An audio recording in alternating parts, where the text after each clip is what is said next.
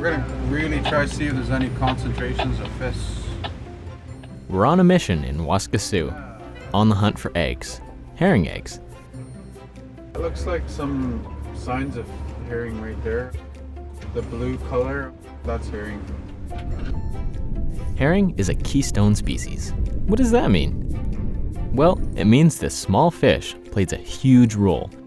It helps keep the entire ecosystem in balance. Herring brings in ocean nutrients into the coastal environment where it spawns, and it deposits billions and billions of eggs that are food for a lot of the animals that live here, but also for the people that have lived here for thousands of years.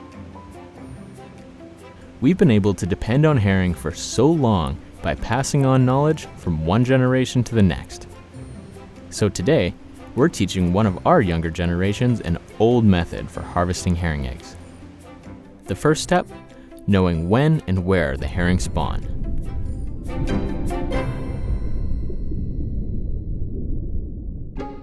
Every year features 13 moons, with the first moon after winter starting the cycle all over again.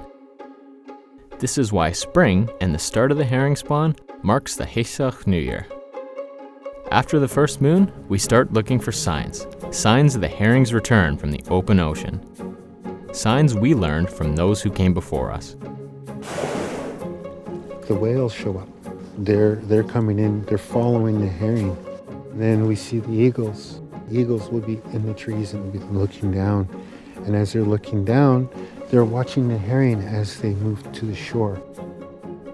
Herring, males and females who are sexually mature, come into bays. The males release their milt or their sperm in huge, thick clouds that can even be seen from satellites. The females are then triggered to lay their eggs, and then these eggs get fertilized by the milt and grow into tiny herring larvae in about 2 weeks.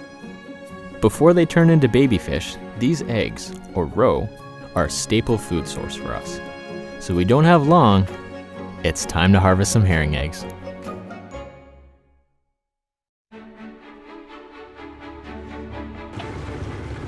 See the emerald green kind of color over there?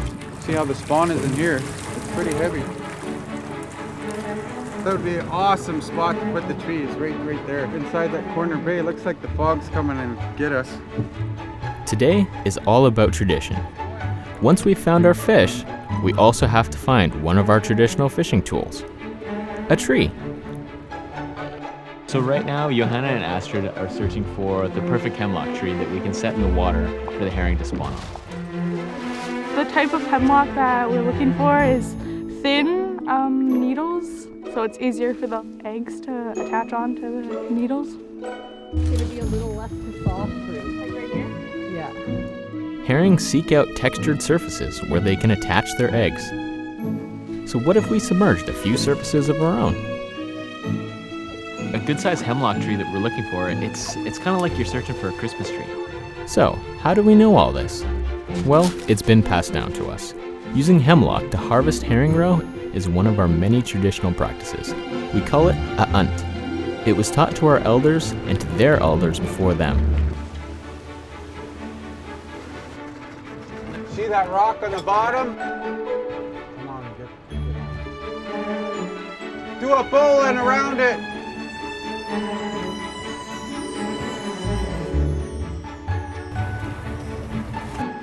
One, two, three. That's 3 fathoms. 3 fathom is 18 feet. There you go. It's gonna go down quite deep.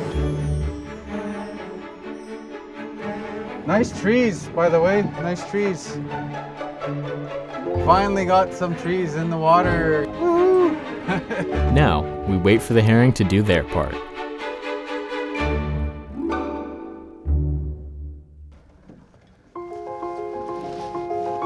And after 2 days, our next generation of unt harvesters return to finish their part. Wow, it's really heavy. A unt isn't as common as it once was. But we work hard to keep these traditions alive. It's part of who we are. You want it? Plus, it's still pretty popular, and for good reason. I love herring eggs. It's kind of like picking berries, one for the bowl, one for the mouth. You eat it right out of the ocean. You know what? That's just what we talked about. It's land-ocean connection, right? Tastes just like the forest. Yeah. You get the forest and the sea in one product. That's awesome. The ocean sustains the land, and the land sustains the ocean. And every generation sustains the next, each emerging from the ones before it like branches growing from the original tree. We learn by watching. I watched my grandfather, I watched my dad, my older brothers, my uncles, my aunties, watched them process and work on herring. We think we own the land. We think we own this. We think it's ours, when in fact, this land belongs to Nathan and Nathan's children. Nathan is Howard's youngest son. He'll be 3 in May, and he's already going on his 4th season on the ocean. It's just the way it is. We've always had our kids with us out on the water, teaching, watching, observing, learning. And he's participating so that he can teach his grandchildren these practices. And he's eating herring eggs as we go.